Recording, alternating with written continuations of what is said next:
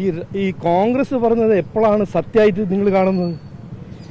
കോൺഗ്രസ്സുകാർ എത്രയോ കാലം നമ്മൾ മനസ്സിലാക്കുന്നുണ്ടല്ലോ, അവർ ഓരോന്നിങ്ങനെ പറയും, ശ്രദ്ധ തിരിക്കാൻ അവർ എന്തെങ്കിലും പറയും. അത് എന്തിനാണ് നിങ്ങളിങ്ങനെ ചാടി പിടിക്കുന്നത്? അവർ പറയട്ടെ.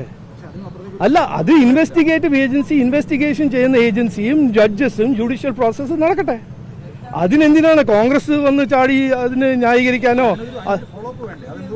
അത് അവരോട് ചോദിക്കൂ, അത് ഏജൻസിയോട് ചോദിക്കും. ഞങ്ങളോട് ചോദിച്ചിട്ടുണ്ട് കാര്യം. അത് ഏജൻസിയോടല്ലോ ചോദിക്കേണ്ടത്, ജഡ്ജിമാരോടല്ലോ ചോദിക്കേണ്ടത്. ഞങ്ങൾക്ക് കൃത്യമായി അറിയുന്നത്, ജനങ്ങൾക്ക് അറിയുന്ന കാര്യമാണ്. ഇവിടെ അഴിമതി നടക്കുന്നുണ്ട്. മുഖ്യമന്ത്രിൻ്റെ കുടുംബത്തിൽ അഴിമതി നടന്നിട്ടുണ്ട്. അത് എക്സാലോജിക്കാണോ ലാബിലാണോ അത് നടന്നിട്ടുണ്ട് കൃത്യമായി ഞങ്ങൾക്ക് മനസ്സിൽ ഒരു, ഞങ്ങൾക്ക് മാത്രമല്ല പൊതുസമൂഹത്തിൽ അത് ഒരു ഫീലിംഗ് കയറിയിട്ടുണ്ട്. അല്ല, അത് ഞങ്ങൾ അല്ല, ഞങ്ങൾ എല്ലാ അഴിമതി കേസിൻ്റെ മുമ്പോട്ട് പോകണം. അവർ കൃത്യമായി ചെയ്തവരെല്ലാം ജയിലിൽ പോകണമെന്ന് ഞങ്ങൾക്ക് വളരെ ഒരു ആഗ്രഹമുണ്ട്. പക്ഷേ അത് ഞങ്ങളല്ലല്ലോ ചെയ്യേണ്ടത്. അത് ചെയ്യേണ്ടത് കോർട്ട് പ്രോസസ്സും ഇൻവെസ്റ്റിഗേറ്റീവ് ഏജൻസീസ് അല്ല, അവരുടെ കാര്യങ്ങൾ അവരല്ലേ ചെയ്യേണ്ടത്. ഞങ്ങളെങ്ങനെയാണ് ചെയ്യുന്നത്?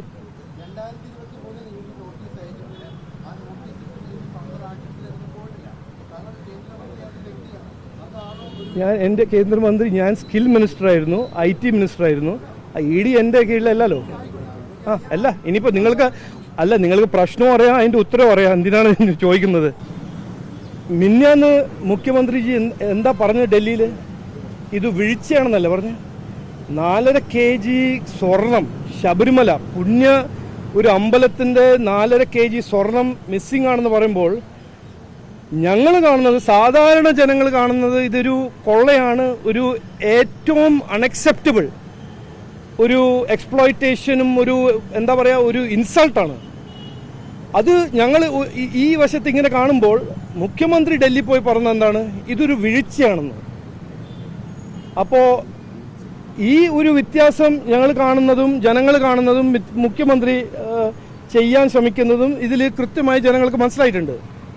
അദ്ദേഹം ചെയ്യാൻ പോകുന്നത് ഇത് ഒരു പോറ്റിയോ ഗീറ്റിയോ ആരുടെ ഒരു ചെറിയൊരു തട്ടിപ്പാണെന്ന് അദ്ദേഹം പറയാൻ ശ്രമിക്കും, അത് സൃഷ്ടിക്കാൻ ശ്രമിക്കും.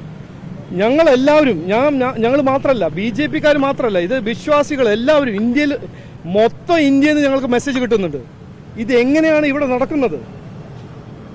അപ്പോൾ ഒരു സംശയവും ഉണ്ടാവാൻ പാടില്ല. ഞങ്ങൾക്ക് ഒരു സീറോ ഫെയ്ത്താണ്. മുഖ്യമന്ത്രിൻ്റെ ഇൻവെസ്റ്റിഗേഷനോ മുഖ്യമന്ത്രി ഇതിനെക്കുറിച്ച് എന്ത് ചെയ്യാൻ ശ്രമിക്കുന്നു ഞങ്ങളോട് ചോദിച്ചാൽ ഇതിനെ ഒളിപ്പിച്ച് എങ്ങനെയെങ്കിലും ഒരു നിസ്സാരമായ ഒരു വീഴ്ചയായിട്ട് കാണിക്കാൻ അദ്ദേഹം ശ്രമിക്കുമെന്ന് കൃത്യമായി ഞങ്ങളുടെ മനസ്സിലുണ്ട്. അതുകൊണ്ടാണ് ഞങ്ങൾ പറയുന്നത്, ഇതിന് ഒരു സെൻട്രൽ ഇൻവെസ്റ്റിഗേഷൻസി, കേരള പോലീസ് ഇല്ലാത്തൊരു ഇൻവെസ്റ്റിഗേഷൻ നടത്തിയാൽ ഇതിൻ്റെ ക്രിമിനൽ എലിമെന്റ്സ് എല്ലാം പുറത്തു വരില്ല. അല്ല, SITയിൽ ആരാണെന്നൊന്നും ഞങ്ങൾക്ക് കൃത്യമായിട്ട് അറിയില്ലല്ലോ. SITയിൽ കേരള പോലീസാണോ? ആഭ്യന്തരമന്ത്രി ഇവിടെ ആരാണ്? മുഖ്യമന്ത്രിയല്ലേ. പിന്നെ എങ്ങനെ കേരള പോലീസ് ഒരു ഇൻഡിപെൻഡന്റ് ഇൻവെസ്റ്റിഗേഷൻ നടത്താൻ വന്നു? അല്ല, അങ്ങനെയല്ല.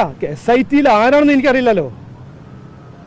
അത് പറഞ്ഞിട്ടില്ലല്ലോ, കോർട്ട് പറഞ്ഞിട്ടില്ലല്ലോ. അപ്പോൾ SIT എന്ന് പറഞ്ഞിട്ടുണ്ട്.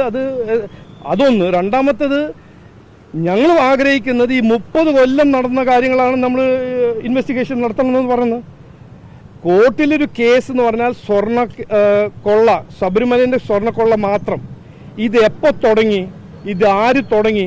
1998 ഗ്ലോബൽ പ്ലേറ്റ് ചെയ്ത ശബരിമലയിൽ ഈ കൊള്ള എപ്പോൾ തുടങ്ങി? അതിൻ്റെ എല്ലാം ഇൻവെസ്റ്റിഗേഷൻ നടക്കണ്ടേ?